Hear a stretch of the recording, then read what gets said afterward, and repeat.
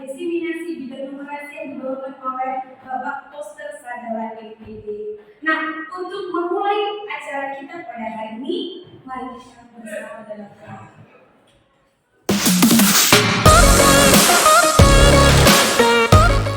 Baik Bapak Ibu, sebelum Pak Poster memulai presentasinya atau sesi Pak Poster dalam diseminasi pagi ini, kita tambah semangat terlebih dahulu. Karena saya lihat Bapak Ibu di ujung sana sudah sedikit mengantuk. Mari Bapak Ibu semuanya bangkit berdiri terlebih dahulu. Yo, bangkit berdiri terlebih dahulu. Sudah. Coba.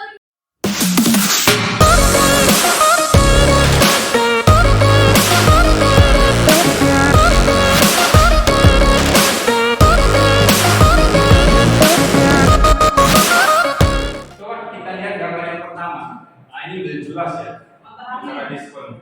Ibu-ibu ya pasti suka ini.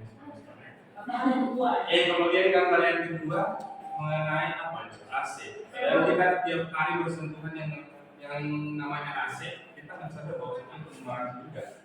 Oke, kemudian yang sering beli tiket, kemudian yang sering belanja online shop, ya, lagi di Shopee, lagi ada diskon ya. Ini kita sering kali terjebak yang di sini Bapak Ibu. Diskon padahal sebenarnya diskonnya tidak sesuai yang kita harapkan. Oke, next. Nah ini Bapak Ibu, gak hanya di perhotelan juga. Coba Bapak Ibu lihat gambar yang paling kiri bawah. Numerasinya kira-kira di bagian mana?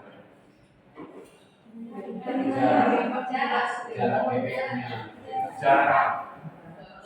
Letaknya biar pas gitu, pas di tengah, pas di samping, pas di kiri. Oke, supaya pas itu dalam matematika kita sudah. Iya, simetris. Nah di sini diperhitungkan juga yang namanya simetris, ya, Bapak Ibu. Oke, kemudian yang gambar yang lebih membuat makanan itu, kira-kira unsur numerasinya itu apa? Yang mereka lagi ada di kitchen, takaran benar ya. Takaran dalam matematika itu disebut materi apa? In measurement, pengukuran. Iya, pengukuran. Oke, benar. Kita lanjut ke slide berikut. Tadi di awal saya kira sudah singgung mengenai miskonsepsi numerasi. Apa itu numerasi? Hanya berkaitan dengan hitung-hitungan. Ini kita bicara true or false ya, benar atau salah. Kira-kira yang pertama itu benar atau salah Bapak Ibu? Salah. Oke, kemudian yang kedua, numerasi dimiliki oleh murid pemenang Olimpiade.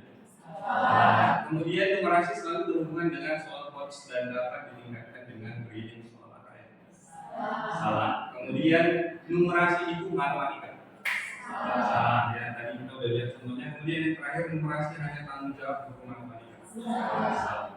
Oke, Bapak Ibu nanti di materi selanjutnya saya akan memberikan beberapa contoh numerasi dalam lintas mata pelajaran. Tidak hanya matematika, contohnya bahkan pelajaran agama ya Mas. Atau nanti kita lihat contohnya. Oke, nah secara definisi numerasi itu diartikan sebagai apa? Kemampuan berpikir menggunakan konsep, prosedur, fakta dan alat matematika untuk menyelesaikan masalah sehari-hari. Oke, jadi itu sangat erat kaitannya dengan kehidupan sehari-hari. Harusnya di numerasi ini siswa memiliki kemampuan dalam abad 21. Nah, pembelajaran kita sekarang kan sudah masuk pada 21st century numerasi. Nah, ketika nanti Bapak Ibu memasukkan unsur numerasi dalam pembelajaran, contohnya pembelajaran sains, ya. Nah, itu harus memikirkan yang namanya ini pendapat si Gus tahun 2014. Ketika kita mau menerapkan pembelajaran, kita harus memaksimalkan yang namanya segitiga ini, ya. Harus nampak ada karakter, kemudian ada matematik, kemudian konteks dan terus. Nah, karakter yang dicapai dari numerasi ini ada banyak ya. Salah satunya itu critical thinking, kreatif, confidence, flexibility, risk. Nah, matematikanya itu yang diterapkan apa? Problem solving, estimation, concept, skill, masih banyak sebenarnya Bapak Ibu. Nah, tools itu yang digunakan untuk mendukung proses pembelajaran. Contohnya apa? Apakah kalkulator termasuk menurut Bapak Ibu? Kalkulator termasuk tools? Ya, termasuk ya Bapak Ibu. Nah, ini yang disebut dengan numerasi 21st century. Nah, kita hubungkan juga dengan konteks citizenship, berarti kehidupan sehari-hari, kemudian dalam dunia pekerjaan, personal, social, dan kehidupan tadi sudah. Nah, ini harus dimasukkan ke dalam suatu pembelajaran. Ya. Nah, ini tadi alat-alat atau tools yang kita gunakan. Nah, di sini Bapak Ibu bisa melihat ya. Kalau di sains ini, contohnya apa buku ya? Gelas ukur ya. Kemudian yang di sampingnya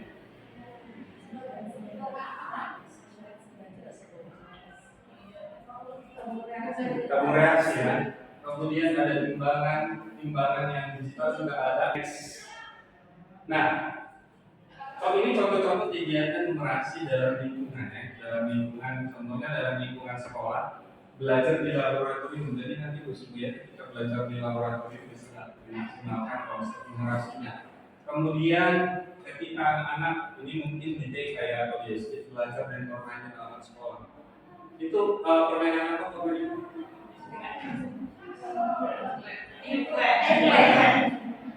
Menurut Bapak Ibu di situ ada tidak unsur numerasi? Ada. Di bagian mananya? Pola ya. Kemudian apa lagi? Jarak. Pembatannya. Oke. Next, belajar di UKM juga pernah. Kebetulan UKS kita sudah baru ya. Nah, bisa nanti kita manfaatkan. Next, ada juga di situ mengukur apa namanya? Tensi. Tensi itu juga ada di situ numerasi. Nah, ini kegiatan numerasi di lingkungan rumah. Ada memasak bersama orang tua tadi, pengukuran, menabung, misalkan sampah, menggunakan energi. Nah, tadi saya sampaikan ternyata numerasi itu tidak hanya di pembelajaran, matematika. Ternyata lintas mata pelajaran juga mata pelajaran. Contoh dalam pelajaran saya bahasa Inggris, contoh ya. Kalau bahasa Inggris itu dalam materi prosedur teks. Ini prosedur teks ini how to make something, Bapak Ibu. Nah, di sini kan anak-anak contoh mereka membuat makanan. Nah, di situ kita butuhkan namanya unsur numerasinya apa? Ya. Ada unsur numerasi di sini. Jadi mereka menangkap bahan-bahan yang mereka butuhkan untuk membuat sebuah makanan. Nah, kita lihat nanti contoh di mata pelajaran yang lain. Oke, ini pembelajaran seni.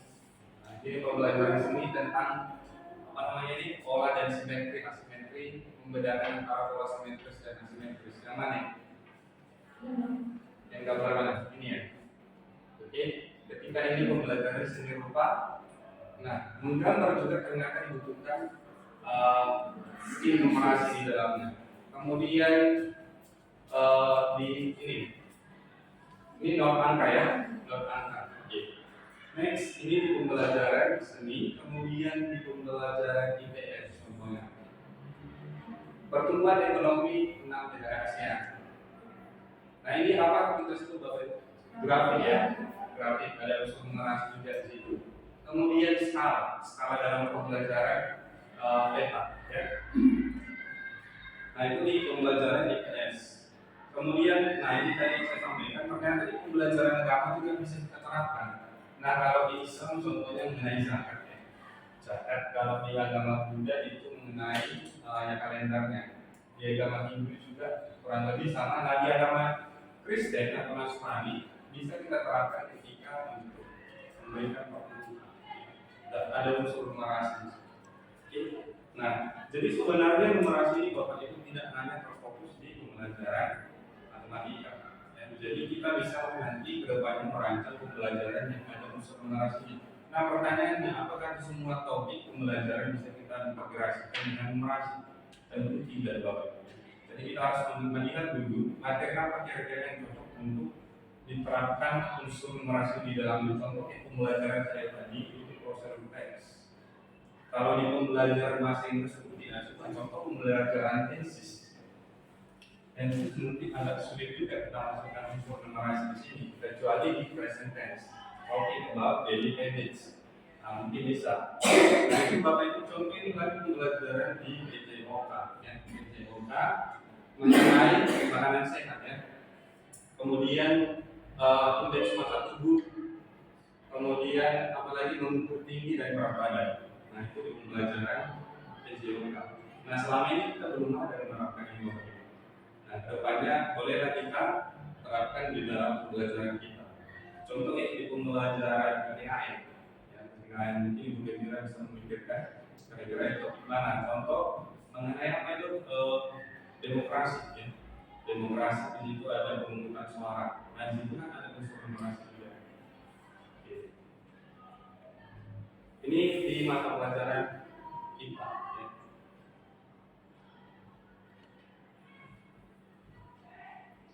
Kemudian Bapak Ibu ketika kita membuat pembelajaran yang terintegrasi dengan numerasi, kita tidak perlu membuat asesmen yang berhubungan dengan numerasinya. Contoh tadi kayak seperti pembelajaran saya prosedur tadi. Asesmen yang saya terapkan nanti tidak ada di situ, hitung-hitungan tidak ada. Tetap pada tujuan pembelajaran bahasa Inggris. Itu hanya sekilas saja mengintegrasikan. Ya Bapak Ibu, jadi seperti Ibu Yenti nanti di pembelajaran bahasa Indonesia, ketika udah dibuat pembelajaran yang terintegrasi dengan numerasi, di asesmennya tidak perlu yang berhubungan dengan numerasi. Itu hanya dalam proses pembelajaran saja.